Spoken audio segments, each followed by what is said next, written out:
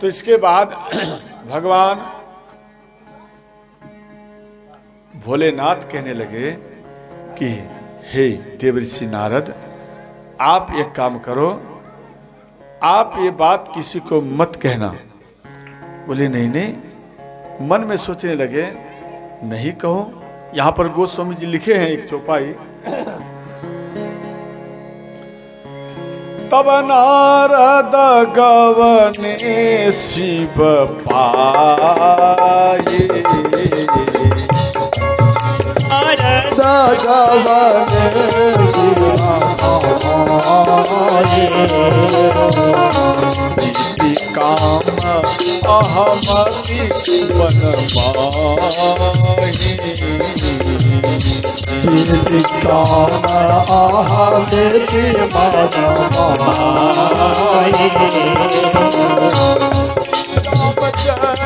राम जय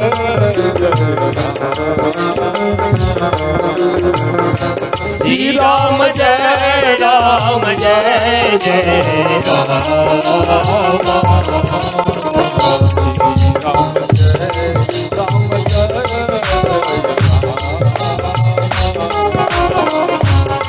राम जय राम जय जय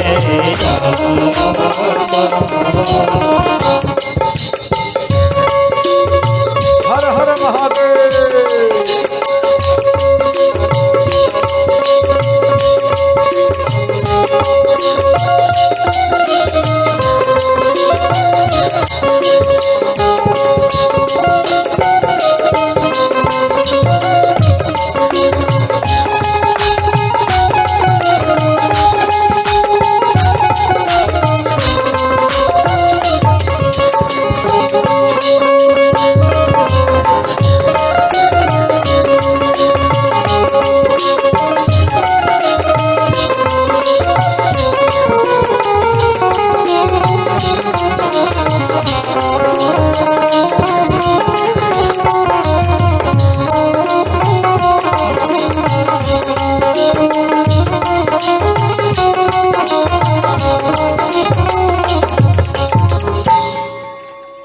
बोलते वृंदावन बिहारी लाल की जय हो।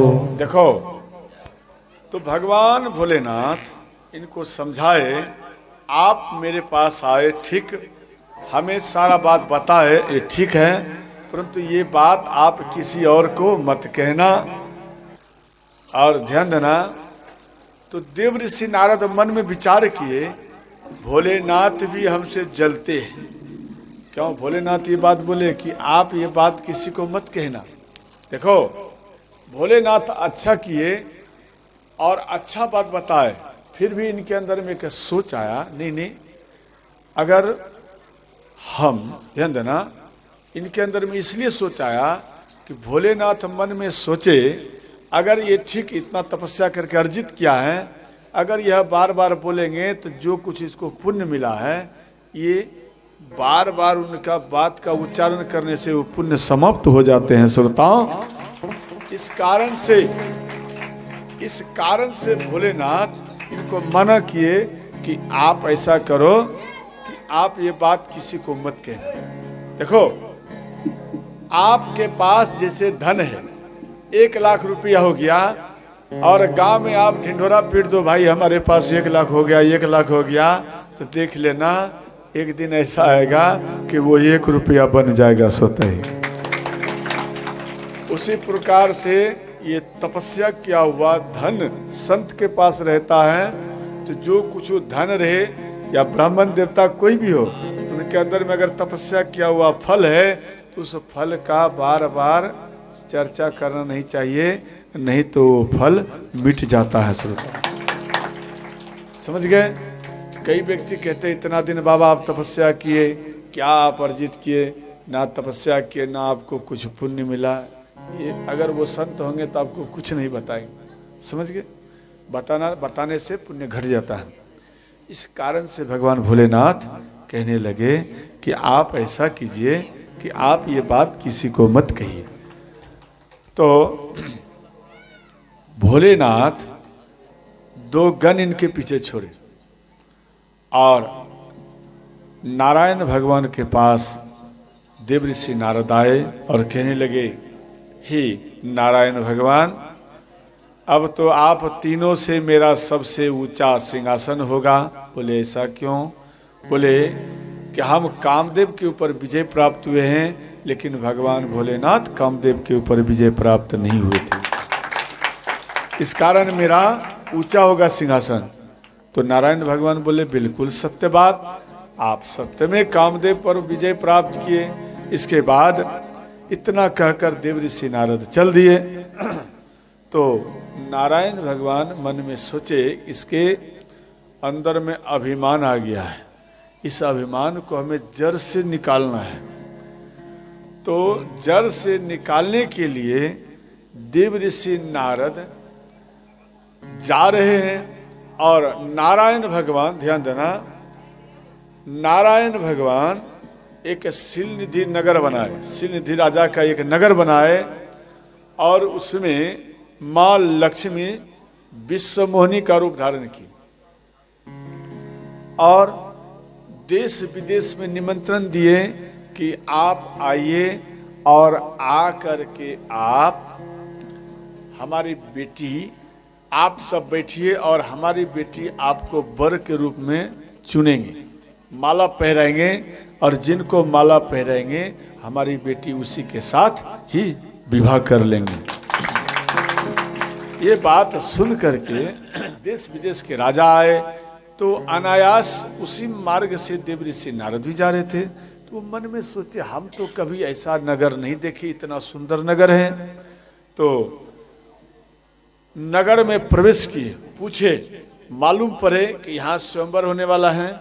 उसके बाद देवऋषि नारद राजा के पास आए तो सिलनिधि राजा इनका स्वागत किए, चरण पखारे, स्वागत किए और इसके बाद अपनी पुत्री विश्वमोहिनी को ला करके इनके चरण में प्रणाम कराए और सिलनिधि राजा कहने लगे, जे देखो ये हमारी पुत्री हैं, जरा इनके हाथ में जरा रेखा देखिए, जे इनके हाथ में कैसा इनका दूल्हा होगा, जरा आप हमें पढ़कर बताइए। देवऋषि नारद सिलनिधि राजा के हाथ को, विश्वमोहिनी के हाथ को पकड़ लिए, समझ गए, और रेखा को देख रहे हैं और विश्वमोहिनी के मुख को भी देख रहे हैं। तो विश्वमोहिनी देवऋषि नारद को देखकर थोड़ा मुस्कुरा दिए। अब यहां मुस्कुरा दिए तो जैसे ही मुस्कुराए तो देवऋषि नारद पिघल गए, अरे ये तो हमको पसंद कर रही है। तो 2 बार 3 बार टोकरा लगाए सिलनिधि राजा, जो हमारी पुत्री के बारे में आप बताइए, जो कैसे हैं, कैसा दूल्हा होगा, कैसा वर होगा। इसके बाद उसको टोकरा लगे, फिर ये हाउस में आए। ध्यान देना, देखो आगे जगह है, आगे बैठे जाइए और कुछ है इधर बिछा दीजिए, कुछ माता लोग बैठ जाएंगे, पीछे बिछाते जाना।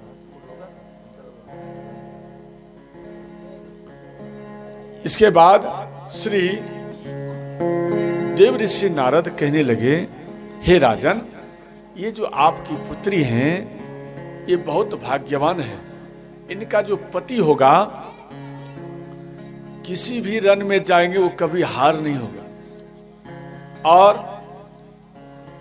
पूरा जगत इनका पूजा करेंगे। इनका जो पति होगा और इनका पति का पूजा करेंगे, सम्मान करेंगे और वो अमर होगा।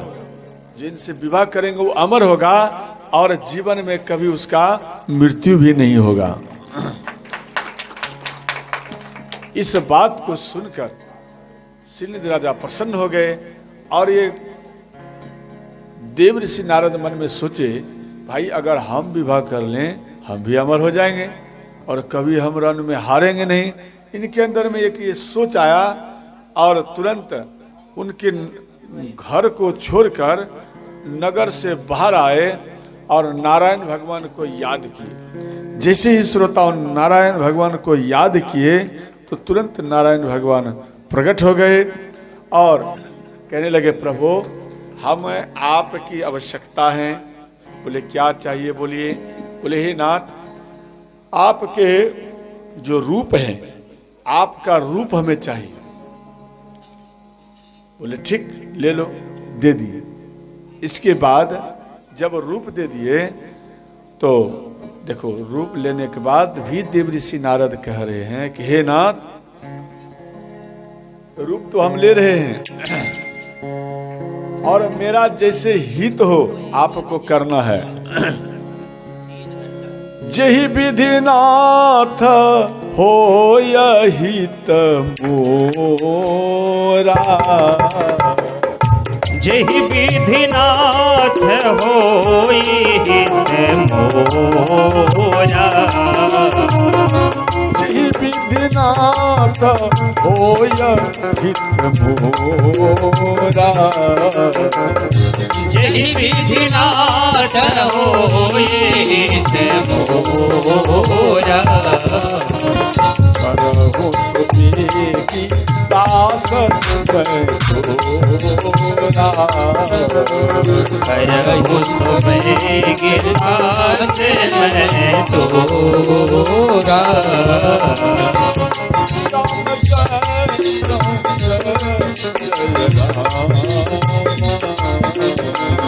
श्री राम जय राम जय जय राम,